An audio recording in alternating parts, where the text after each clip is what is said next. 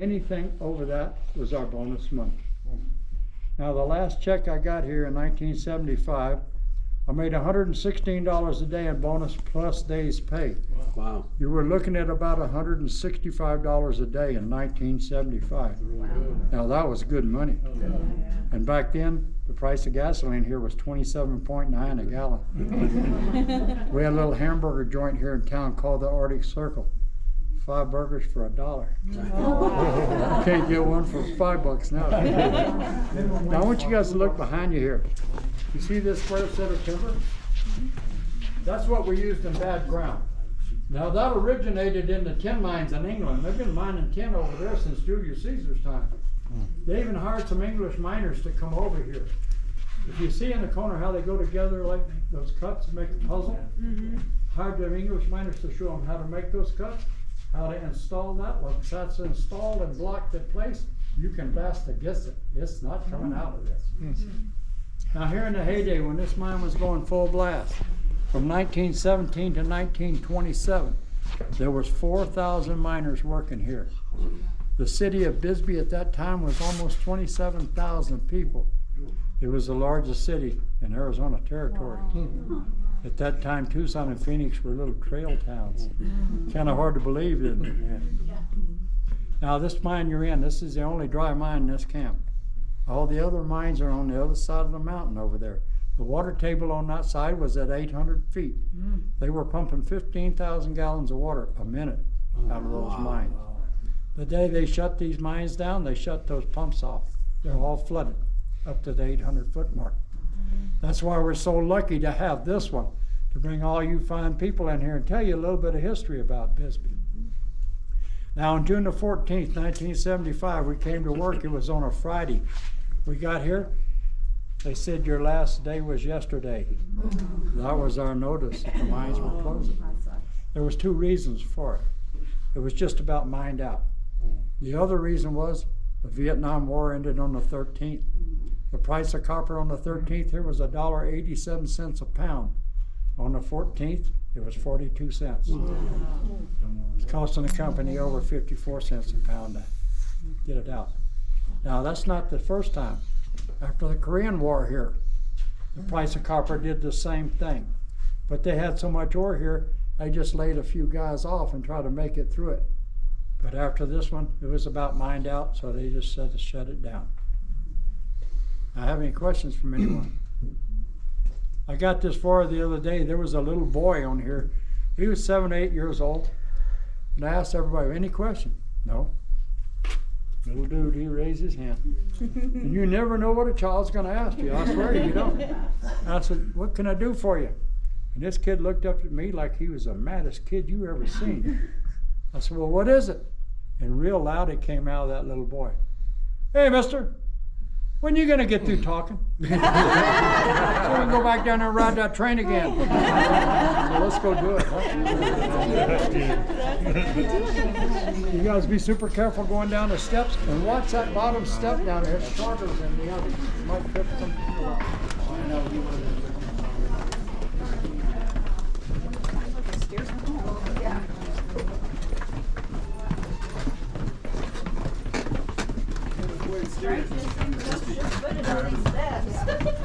Now you still go everyone with the cars want to face the same direction though. About 850 feet to go from here. Alright, coming back down, getting back on the old tram. I wanted our spot back. I did too. I seen you go and I thought, yeah, I want to get our spot back. Heck yeah. I was just saying, you gotta go back to your original spots, don't you? No, he said you can sit wherever you want. Oh. He told them people that. Of course, we're always waiting on Tia. All right. I'm falling under the train. That was a pretty interesting little room. You need to go to and see daylight.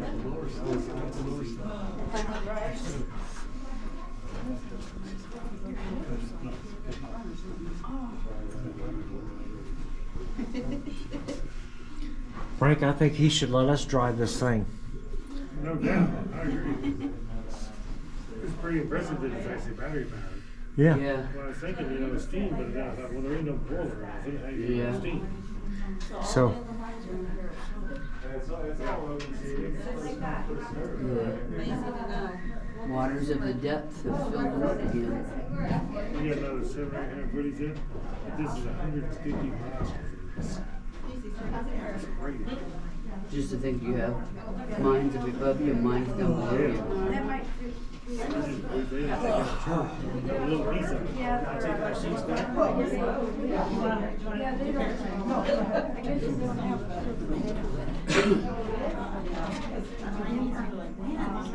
There's a vein there, you can see it. Vein down.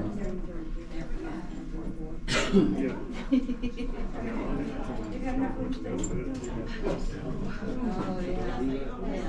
Oh, yeah. Chairs.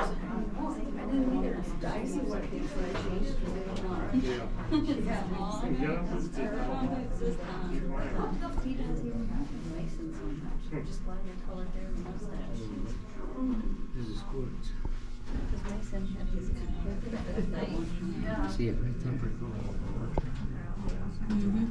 Yeah.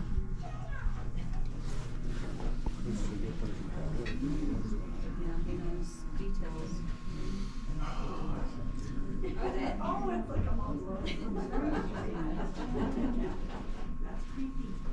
You didn't come out here to go in mine. You know, when I was looking in the parking lot, I just want to get that Harley Pan America in here. Yeah, no doubt. most of the license plates were all Arizona plates. Yeah. There was only one that was Washington, I think. We're still waiting on our It's great. tram operator to come back. How many more have they got? Yeah, man, how many more people just do every day like this? We've got 850 feet more to go, is what he just said.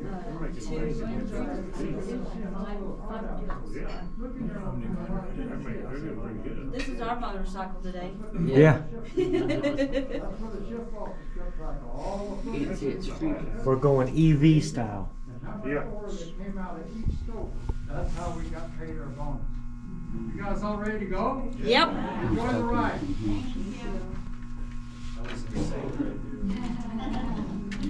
We wonder how long you was gonna keep yapping. Like that little kid, eh? Keep talking. I got a lot of that little kid in me. All aboard. Ring your bell. All right. I get tired of doing that. I'll bet you do. Short term, about halfway through the day.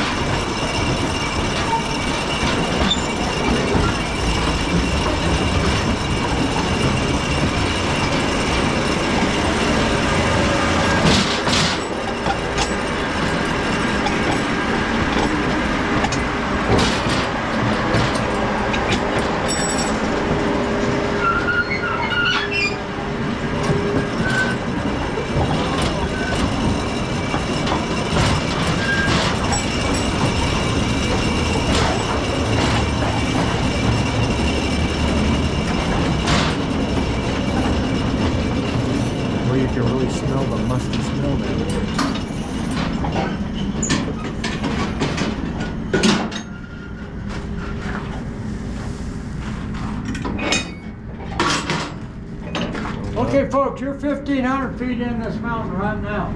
You got about 450 feet of rock above your head at this point. I want everyone to get off the train behind me and follow me back here to this light. Now, when you're going down this crosscut up here, use the lights that they gave you. Now, the other one's trying to pick up. Sorry. That's okay. You know? I might be up my short. I hear you. I totally understand. So they're having us get off of the tram here, and I guess we're going to be walking down here and rehook it up, going the other way, coming back out. As you can see, he has unhooked us from this electric pulling cart. I feel like I want to just take off running down through there and see what's going on. As you can see, they've got a ventilation system here, pumping fresh air in. And here we go.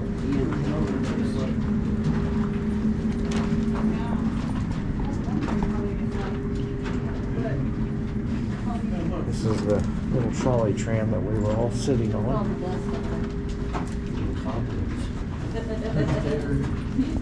Spider laying on one of us. As long as there ain't no rattlesnakes. No joke. I wonder if they ever have any in here. I don't know, I thought about that.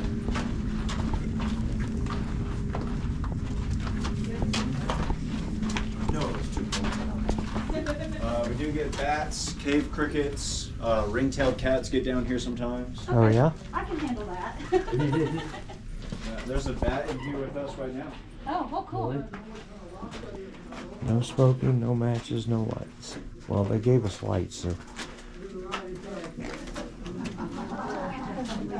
When they started hauling all the ore off the upper level of this mine here, they hauled it through these 4 extraction chutes behind me here.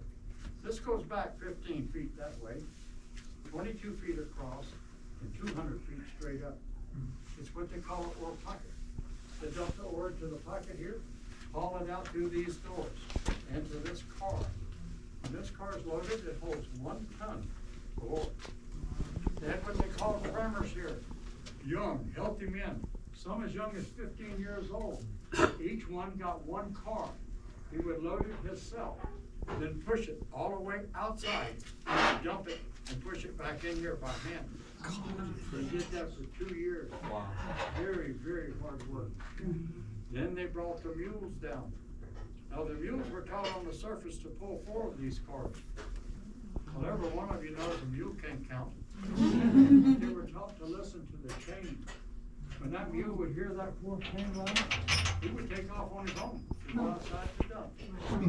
But he had to know miners. They figured if he'll do 4, he'll do 5. No. You'd hear that 5th chain rattle, that mule would stop dead in his tracks. Sometimes even sit down. They refused to pull 5 cars. It was considered to be the first organized union. Now after the mules, we went to these little Manchi motors, just like the one I pulled you in with. They would pull 14 of these cars. That was a lot faster, but it still wasn't fast enough. If you had time to look around outside a little bit, you might have seen that long motor over by the fence, a wooden pole with a wheel on the end of it. Trolley motor. They ran on these trolley motors. Now that's 240 volts of DC current.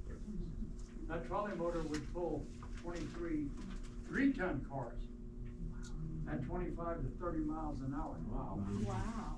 With no braking system. You can't put brakes on an ore car. You heard it coming, you simply got out of the way. Did you notice how noisy that man truck was? It was about 10 times louder than that, so you could hear it a long way off. Now here, for 95 years, 377 men lost their life here in this one. Thousands were injured. And about 40% of those people that got killed weren't paying attention to what they were doing. Of course, some of them got caved in on, some got in our old hollow, people fell down raises, but still.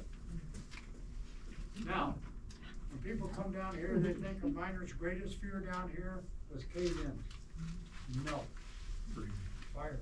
You could smell the smoke, but you didn't know which way to go. Now this little thing right here,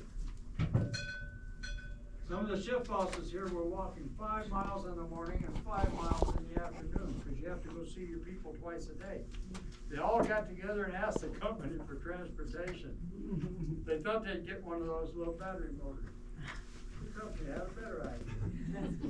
Now, before they brought these underground, they had a big meeting with all the miners, and they told everyone, whatever you do, you stay off of that. That's a shift boss's ride. Don't even get around it. Well, that was pretty much like telling a bunch of little kids in Walmart, you can't play with them toys. Did I ever take it? Yes. Did I ever bring it back? No. We didn't want to get caught on it. And we're fixing to head back this way now. The first thing we're gonna go through here is a set of steel doors. They're fire doors, they came in 1917. You gotta remember back then, all miners smoked cigarettes, candles, carbide lights, sawdust, timber. All you had to do is set something down the wrong place, there was a fire. They shut those steel doors, shut that ventilation off, and try to smother it out. If that didn't work, they'd call the helmet crew in right away, which is underground firefighters. Now you guys follow me on back this way.